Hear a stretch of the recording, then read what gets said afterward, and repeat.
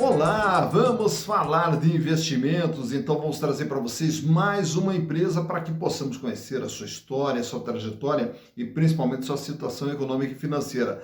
E vamos hoje retratar uma empresa do setor de confecções. Estamos falando aqui da Springs Global Participações SA. Naturalmente que talvez por esse nome você não conheça, mas quando você olhar a marca Artex, as lojas MM Martin e ainda quando falarmos aqui da Coteminas, agora você vai saber a que se refere a Springs Global Participações, que inclusive foi uma empresa sugerida aqui pelos nossos inscritos e no caso dessa empresa, pelo Antônio Bruno. Oi, Antônio, que bom poder lhe atender, Antônio. Muito obrigado pela participação, muito obrigado pela sugestão. Um prazer ter você conosco, Antônio. E é um prazer ter vocês todos conosco aqui, mandando mensagens aqui, inclusive participando do canal Silas Degraf, que você pode mandar também sua sugestão e também aproveita, faça inscrição aqui no canal Silas Degraf, faça a sua inscrição, dá o like, venha junto conosco construir e repartir conhecimentos.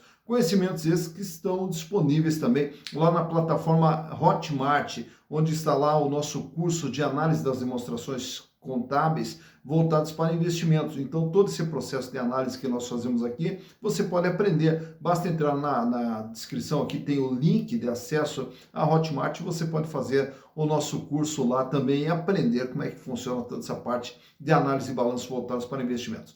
Mas vamos falar então da Springs Global, até para que possamos entender aí o que é essa empresa. Na verdade, ela começa lá em 1895 nos Estados Unidos, através de Leroy Springs, que ele cria uma empresa lá na área de confecções e passa a ser uma das maiores produtoras de tecidos estampados lá nos Estados Unidos. E daí, na sequência, no começo ali dos anos 1900, a empresa foi crescendo, foi também comprando outras fábricas também de confecções e foi se expandindo até se tornar na terceira maior indústria de confecções dos Estados Unidos. Só para ter uma noção do que era Springs nos Estados Unidos, era uma empresa que tinha 39 fábricas espalhadas pelos Estados Unidos. E aí também passou a ter fábrica na Bélgica, passou a ter fábrica também no Japão e na Inglaterra. Mas daí na sequência, chegando nos anos 90, a empresa começou a ter uma série de dificuldades financeiras também, e aí teve que começar a vender fábricas e também fazer todo um processo de demissão em massa. E a partir desse momento, na busca de redução de custos, começou a procurar parceiros no mundo, né, que pudesse produzir com um custo menor. E achou uma parceria aqui no Brasil. No ano de 2001, faz uma parceria com a Coteminas. E aí, dentro dessa joint venture que faz com a Coteminas, que na sequência a Coteminas passa a ser sócia também da Springs. E a partir desse momento, então, a Springs ela se instala aqui no Brasil, né, como uma produtora de confecções para exportar para os Estados Unidos. Tanto que daí chega no ano de 2007, além de uma fábrica no Brasil, daí também tinha uma fábrica na Argentina e faz um IPO, aproveitando o bom momento da economia internacional. Porém, bem no momento errado, bem no momento que os Estados Unidos entram também naquela crise lá de 2008, e a ideia o que era? Era essa empresa justamente produzir para espalhar os seus produtos nos Estados Unidos. E aí a coisa desandou.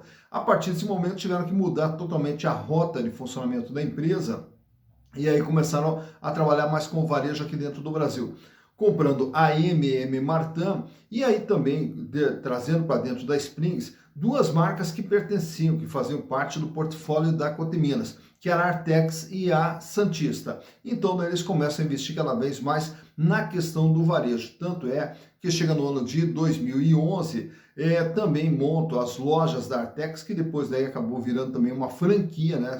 As lojas da Artex que você vê espalhadas aí pelo Brasil também dentro do sistema de franquia. E agora, mais recentemente, no ano de 2019, aí eles fazem uma parceria com uma outra empresa norte-americana, com a Kiko, e aí dentro dessa empresa passam todos os ativos da Springs norte-americana para essa empresa. E a Springs brasileira aqui, né, ela passa a ter uma pequena participação também da Kiko. Mas para que a gente possa saber como que está a situação da Springs Global Participações, trouxe para vocês aqui os balanços de 2019, 2020, 2021 e também as informações mais recentes agora de junho de 2022. Junho, mas por que junho? Porque até agora a empresa não apresentou as demonstrações contábeis do terceiro trimestre do ano de 2022, então vamos com as informações mais atualizadas que temos da companhia. Então vamos aos números. Então, aqui estamos com as demonstrações contábeis da Springs Global Participações S.A. E como falei para vocês, trouxe aqui o ano de 2019, 2020, 2021 e também as demonstrações agora do dia 30 de junho de 2022, que também, como havia mencionado, a empresa até agora não apresentou as demonstrações do dia 30 de setembro. Então, vamos com as informações mais recentes, né, apresentadas pela companhia. Começando pelo ano de 2019, o que é Springs Global através dos seus números? É uma empresa de 3 bilhões 294 milhões, é tudo aquilo que tem dentro do seu ativo, todos os seus bens e direitos que fazem parte do seu ativo. E desse valor aqui, 1 bilhão 278 milhões é o capital de giro, é o ativo circulante, os recursos que a empresa utiliza para o funcionamento de toda a sua estrutura de produção. O que correspondia lá em 2019 é 38,8% de todo o ativo da empresa. Desse valor, a empresa fecha com 204 milhões de reais em dinheiro em caixa, banco aplicação, 487 milhões em contas a receber e os estoques totalizavam 385 milhões de reais. Já no ano de 2020, a empresa reduz aqui um pouquinho o seu tamanho, ela cai para 3 bilhões 164 milhões e o capital de giro até apresenta um crescimento, fecha com 364 e passa a ter uma representatividade de 43,1%.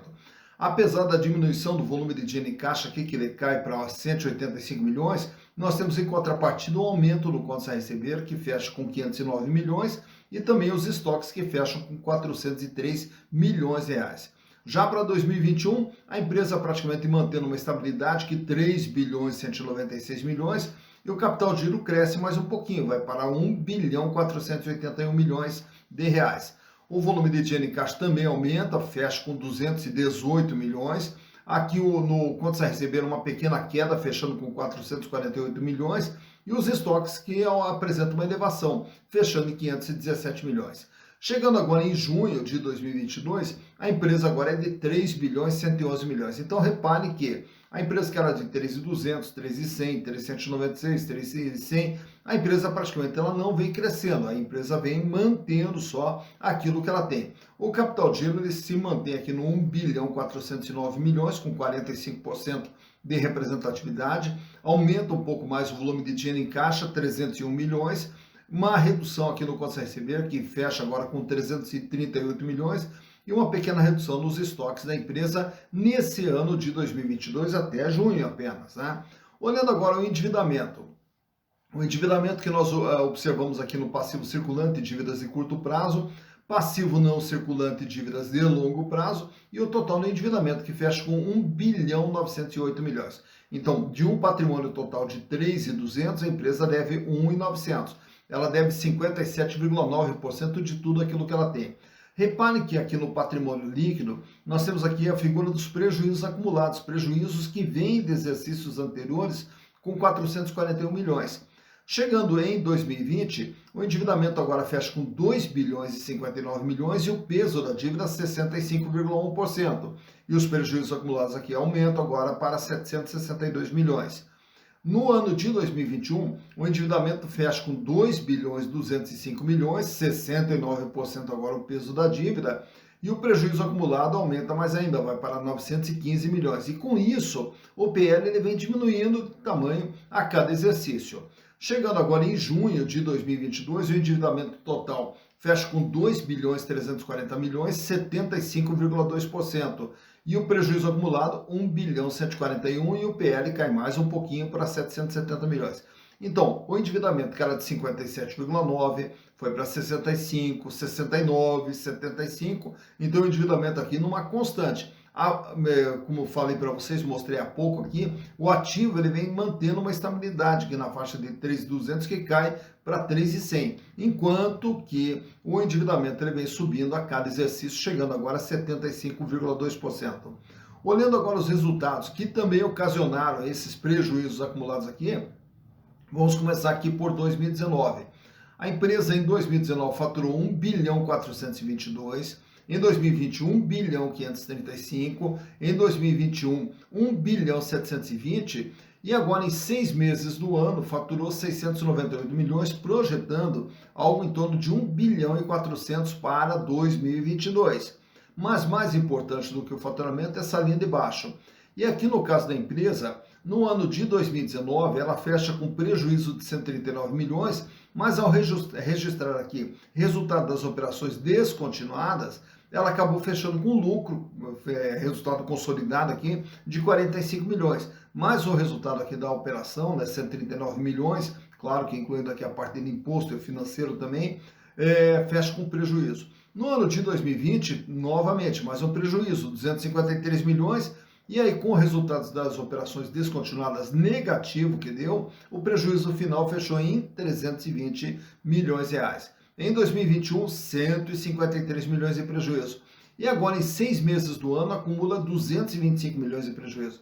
Então, há praticamente 4 exercícios aqui que a empresa vem apresentando prejuízo e, naturalmente, que por ter esses prejuízos acumulados aqui, nos exercícios anteriores também vem carregando uma série de prejuízos, né? Então, mas vamos olhar mais de perto agora a situação financeira da empresa. E aí eu trago esses gráficos para vocês, começando com a liquidez geral, né, que é a capacidade de pagamento no curto, médio e longo prazo. Ela sai com índice de 0,99 lá em 2019, cai para 0,89, cai para 0,85, cai para 0,79. Isso quer dizer o quê? Para cada R$ 1 de dívida que a empresa terá que pagar no curto, médio e longo prazo, ela dispõe de apenas 79 centavos. Quer dizer, ela não tem dinheiro para pagar todas as dívidas, né? Claro que grande parte das dívidas é de longo prazo. Então vamos olhar o dia a dia da empresa através desse gráfico ao lado ali, que é a liquidez corrente, que ela sai com índice de 1,33, cai para 1,25, 0,96 em 2021 e agora em junho de 2022 fecha com 0,99. Isso quer dizer, para cada R$ 1 de dívida que vence no dia a dia, a empresa dispõe de 99 centavos. Quer dizer, o que ela tem, praticamente o que ela tem só paga a dívida dela, ela não trabalha com folga financeira, trabalha ali com caixa muito, mas muito apertadinho mesmo, né? Então, fechando ali com uma liquidez de 0,99. Olhando nesse outro gráfico agora, os índices de endividamento, eles saem lá em 2019 com um índice de 57,9%, sobe para 65,1%, sobe para 69% em 2021 e agora em 2022 75,2%. De tudo que a empresa tem, ela deve 75,2%. E repare que ali nós estamos numa escadinha ali, né, com o endividamento subindo a cada exercício. Nesse outro quadro aqui, trago para vocês também os índices de rentabilidade, começando ali pela margem líquida. Quanto que a empresa ganha em relação àquilo que ela fatura.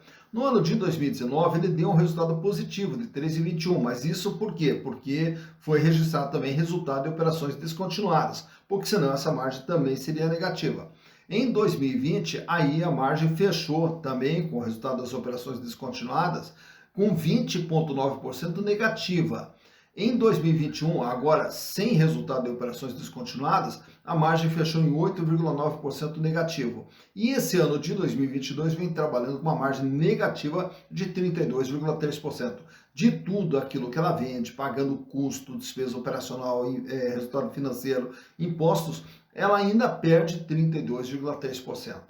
A rentabilidade do ativo também, que começa lá em 2019 positiva com 1,4%, cai para 10,1% negativo em 2019, 4,8% negativo em 2019, 1,39%. Em 2020, 10,1% negativo, 2021, 4,8% negativo.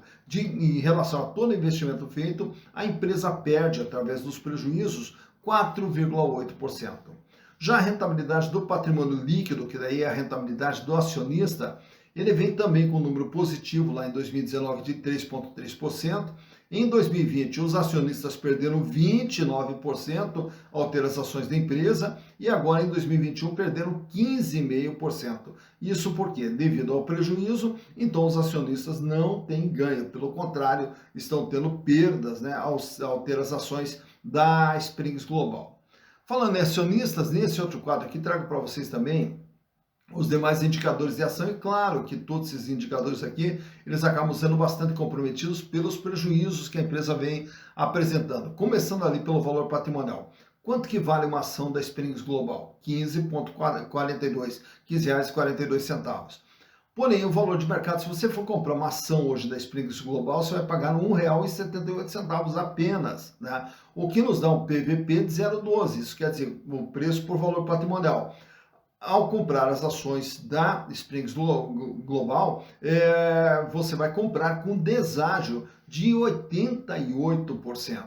Lucro por ação, está ali entre parênteses, 6,26 negativo, né? Quer dizer, prejuízo por ação nos últimos 12 meses, e a rentabilidade da ação, consequentemente, será absurdamente negativa, 351% negativo. Por quê? Se você comprar uma ação por R$ 1,78 e num ano perder R$ 6,26, então você estará perdendo 351%. Dividendos por ação, como não existe lucro, não há como se falar em dividendos. A relação preço/lucro não existe, por quê? Porque justamente a empresa vem trabalhando com prejuízo, não existe uma possibilidade de retorno enquanto ela não tiver lucro. O free float da empresa é de 28,97% nas ações PN, né, nas preferenciais, e aí a empresa trabalha também com tag along de 100%. O free float, só para reforçar um pouquinho, é a quantidade de ações que estão circulando livremente no mercado. Mas aproveito também e trago para vocês aqui, nesse gráfico aqui, o comportamento do valor das ações da Springs Global ao longo desses últimos 5 anos. Lá em 2017, as ações estavam sendo cotadas na faixa de R$10,14 aproximadamente. Aí depois, aí, na sequência, elas têm uma pequena elevação para 11,70, aí ela começa ali um processo de queda, culminando com uma cotação mínima de R$ 5,79 em setembro de 2018. Aí quando vai chegando ali para o ano de 2019, 2020, aí ela atinge o seu ponto mais alto, chegando a R$ 14,70. Mas chegando a pandemia, você vai ver aquela queda significativa bem no meio do gráfico ali, que aquilo ali foi em função da pandemia. E aí a ação ela despenca para R$ 3,90. Mas daí ela fica ali trabalhando na faixa de R$ 6 e R$ 7 durante o ano de 2020 e 2021. Chegando em 2021, ela tem mais um pico ali, né, onde ela chega ali a uma cotação na faixa de R$ 14,40 aproximadamente, no dia 4 de junho lá de 2021. E desde então, aí a ação despencou. Aí ela vem numa queda livre, claro que com algumas oscilações para cima e para baixo, mas sempre numa tendência de queda, fechando agora com uma cotação na faixa de R$ 1,78, cotação essa do último dia 12 de dezembro, quando da gravação desse vídeo. Então, por esse gráfico, você vai ver quando que a ação teve seu valor mais alto, quando que ela teve seu valor mais baixo e como que vem se comportando o valor das ações da Springs Global Participações S.A. Tá, então, mais uma empresa analisada, Springs Global Participações S.A., empresa essa, que como você percebeu ali também, que a gente falou a respeito da Coteminas, e hoje se você pegar a Coteminas mesmo, a Springs ela é detentora, né, do controle da Coteminas aqui no Brasil. Então, quer dizer, na verdade a Coteminas tem uma participação na Springs e a Springs tem uma participação também na Coteminas, mas enfim, é tudo lá do grupo Coteminas, né? Falar em Coteminas também, um grande abraço para todo mundo lá de Minas Gerais, parceiraços aqui do canal que sempre estão junto conosco aqui, mandando mensagem, mandando incentivo. Então, meu grande abraço a todo mundo aí de Minas Gerais e muito obrigado aí pela participação, muito obrigado pelo incentivo de vocês. E vimos aí então como está a situação da empresa aí, naquelas dificuldades toda, e a gente fica aqui na torcida para que a empresa consiga achar seu rumo, consiga achar o seu caminho, porque todas as empresas são geradoras de emprego, são geradoras de renda, são geradoras de desenvolvimento. E mais do que nunca no Brasil, nós precisamos hoje justamente dessa geração de desenvolvimento e, consequentemente, de emprego e de renda, e na sequência também as oportunidades, né, que essas empresas proporcionam nos mais diversos setores aí. E, naturalmente, para você que investe em ações ou pretende investir em ações, então é importante o que que é? É que a empresa esteja bem, porque a empresa estando bem, você vai ter o retorno dos seus investimentos. Mas na hora de investir, é sempre escolher qual empresa que você quer investir, investir de forma consciente, investir sabendo o que você está fazendo, de forma segura, para quê? Para construir seu patrimônio e para chegar lá na uma determinada altura da sua vida, você poder ter uma vida cada vez mais digna, uma vida cada vez melhor, que é o que todos nós merecemos. Dito isso, bons investimentos para vocês.